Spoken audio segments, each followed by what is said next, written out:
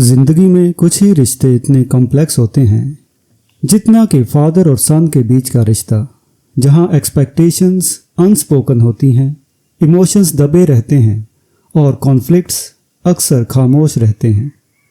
हर generation के लिए father सन conflict की फिल्में आपको मिल जाती हैं, चाहे वो आवारा हो, मुगले आजम हो, शक्ति हो, और इस लिस्ट में डैडी को भी इंक्लूड कर सकते हैं, चाहे वो बाप बेटी की कहानी हो। और अब ये film. Hello everyone, rhythms of rhyme के अनफिल्टर टॉक में आज हम बात करने जा रहे हैं द मेहता बॉयज़ की। अक्सर ऐसा होता है कि औरतें फादर और सन के बीच की फ्रिक्शन का शिकार हो जाती हैं। इस फिल्म का टाइटल इस मायने में बिल्कुल आयरॉनिक है। यह दिखाता है कि फादर और सन अपने डिफरेंसेस से जूझते हुए टीनेजर लड़कों की तरह बिहेव करते हुए दिखते हैं। कुछ मोमेंट्स ऐसे भी होते हैं जब विमेन कैरेक्टर्स उन्हें अपनी एग्नी का एहसास कराते हैं, पर वो उन दोनों को फोर्स भी करते हैं कि वो अपने कॉन्फ्लिक्ट्स को कन्फ्रंट कर सकें। द मेहता बॉयज़, जो बोमन ईरानी का डायरेक्टोरियल डेब्यू है, इसी डेलिकेट रिलेशनशिप को एक्सप्लोर करता है, वह भी अंडरस्टेटेड ब्रिलियंस के साथ। मेलोड्रामा या लाउड कॉन्फ्रंटेशंस पर डिपेंड करने के बजाय द मेहता बॉयज़ अपने सटल मोमेंट्स, डीप साइलेंस और कंट्रोल्ड परफॉर्मेंसेस के ज़रिए अपनी बात रखती है। यह एक ऐसी फिल्म है जो इमोशंस को धीरे धीरे महसूस कराती है, जिससे वे और भी पावरफुल हो जाते हैं।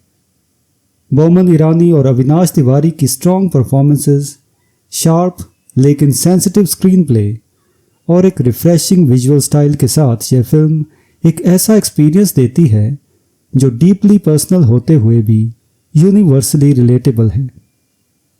आज की सिनेमा इंडस्ट्री, जहां हाई वोल्टेज कॉन्फ्लिक्ट्स, एग्जैजुरेटेड कैरेक्टर्स और प्रेडिक्टेबल रेजोल्यूशंस पर फोकस करती है, वहीं द मेहता बॉयज़ ऑथेंटिसिटी को चुनती है। यह कहानी है लव, ग्रीफ, मिसअंडरस्टैंडिंग्स और उन छोटे पर सिग्निफिकेंट मोमेंट्स की जो एक रिलेशनशिप को डिफाइन करते हैं। फिल्म के प्लॉट की बात करें तो इस कहानी के केंद्र में है शिव मेहता यानी बोमन ईरानी, जिन्होंने अपनी पूरी जिंदगी नवसारी गुजरात में बिताई है। हाल ही में अपनी पत्नी को खोने के बाद शिव अब अकेलापन से जूझ रहे हैं और अपने पास्ट से जुड़कर रहने की जिद करते हैं। उनकी बेटी अनु यानी पूजा स्वरूप उन्हें मनाने की कोशिश करती है कि वो उसके साथ चलकर अमेरिका में रहें। दूसरी ओर शिव का सन एमए यानी अविनाश तिवारी काफ़ी समय पहले ही उनसे दूर हो चुका है, सिर्फ फिजिकली ही नहीं, इमोशनली भी। मुंबई में रहने वाला एमए एक स्ट्रगलिंग आर्किटेक्ट है जो प्रोफेशनल अनसर्टेनिटी और पर्सनल डिससेटिस्फैक्शन के बीच फंसा हुआ है। वह अपने मेंटर सिद्धार्थ बासु के अंडर काम करता है, जो भले ही अंडरस्टैंडिंग है लेकिन डिमांडिंग भी है। आमे की लाइफ में ज़ारा यानी श्रेया चौधरी भी हैं, जो उसके पोटेंशियल को देखती हैं लेकिन हेजिटेशन और इनडिसिसिवनेस से फ्रस्ट्रेट भी हो चुकी हैं। और जब शिव अपनी बेटी के साथ जाने के लिए एयरपोर्ट पर पहुंचते हैं तो उनको पता चलता है कि उनका टिकट 2 दिन के बाद आने वाला है, जिसके कारण शिव को 2 दिन आमे के साथ रहना पड़ता है, जो दोनों को एक अनकंफर्टेबल स्पेस में डाल देता है, जहां सालों की दबी हुई कड़वाहट, पैसिव अग्रेसिव कन्वर्सेशंस और गहरे मतभेद सतह पर आने लगते हैं। इन 48 घंटों के दौरान द मेहता बॉयज़ हमें एक इमोशनल जर्नी पर ले जाती है, जो दोनों को अपने फ्लॉज, फियर्स और पास्ट की मिसअंडरस्टैंडिंग्स को एक्सेप्ट करने पर मजबूर करता है।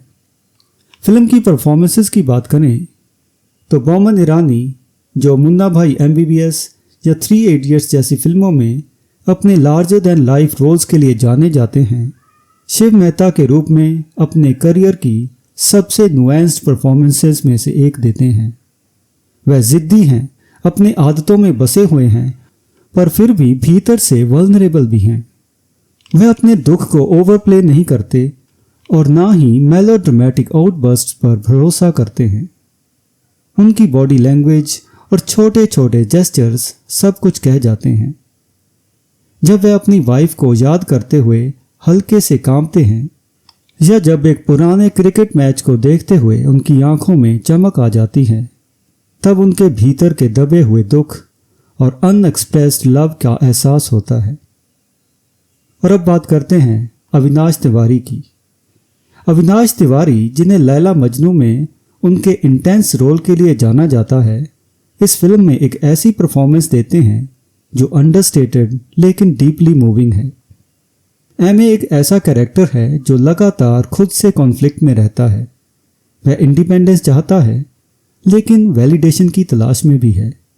वो गहरे गुस्से से भरा है लेकिन अपने पिता से पूरी तरह से दूर भी नहीं हो पा रहा। उनका बॉडी लैंग्वेज उनकी सिचुएशन को साफ दिखाता है।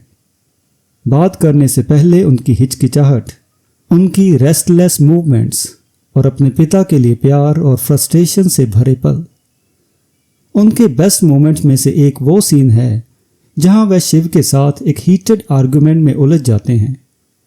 इस कन्फ्रंटेशन में सालों की भड़ास निकलती है और यह इतना रॉ और रियल लगता है कि यह एक एक्टिंग परफॉर्मेंस कम और एक असली जीवन की झलक ज़्यादा लगती है। और अब बात करते हैं पूजा स्वरूप और श्रेया चौधरी की।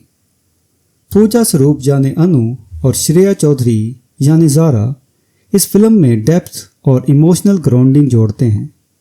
अनु एक प्रैग्मेटिक डॉटर है जो अपने पिता की ट्रेडिशनल सोच और अपने भाई की मॉडर्न स्ट्रगल्स दोनों को समझती हैं।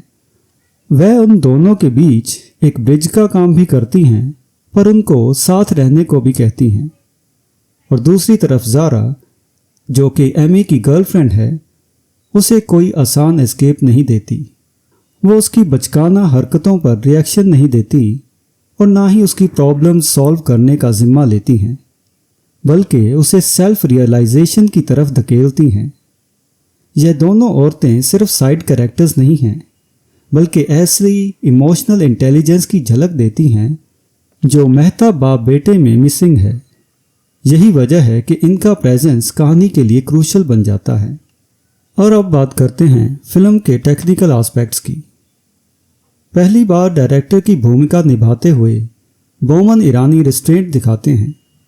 वे नैरेटिव को जल्दी में नहीं धकेलते और ना ही आर्टिफिशियल ड्रामा क्रिएट करते हैं। कन्वर्सेशंस, साइलेंसेस और अनस्पोकन ग्लांसेस को इमोशनल लैंडस्केप को शेप करने देते हैं। एक फ्लैशी सिनेमेटोग्राफी की बजाय वो टाइट फ्रेमिंग का इस्तेमाल करते हैं। अक्सर फादर और सन को कन्फाइंड स्पेसेस में कैप्चर करते हैं, जो कि उनके इमोशनल सफोकेशन को एक सटल तरीके से रिफ्लेक्ट करता है। Oscar winning screen writer Alexander Dinelaris, जिन्होंने बर्डमैन का स्क्रीन प्ले लिखा था, उनके साथ को रिटन इस फिल्म की स्क्रिप्ट सब टेक्स्ट से भरपूर है। ये एक्सपोजिशन से भरे डायलॉग से बचती है और ऑडियंस को कैरेक्टर्स और सिचुएशन को पढ़ने का मौका देती है। ये छोटे लेकिन deeply impactful moments the Mehta boys को एक ऐसी फिल्म बना देते हैं जो ख़त्म होने के बाद भी दिल में गूंजती रहती है।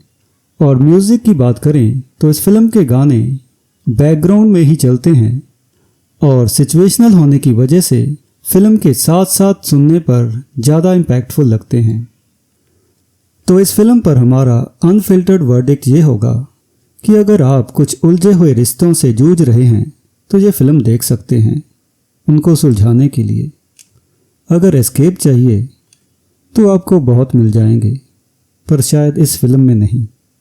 अगर आपको ये अनफिल्टर्ड टॉक पसंद आई हो तो रिदम्स ऑफ राइम को लाइक और सब्सक्राइब करना ना भूलें और इस चैनल को अपने दोस्तों के साथ भी शेयर करें ताकि वो नई पुरानी फिल्मों के ऊपर हमारे अनफिल्टर्ड टॉक्स को देख सकें। And until next time, goodbye and thank you.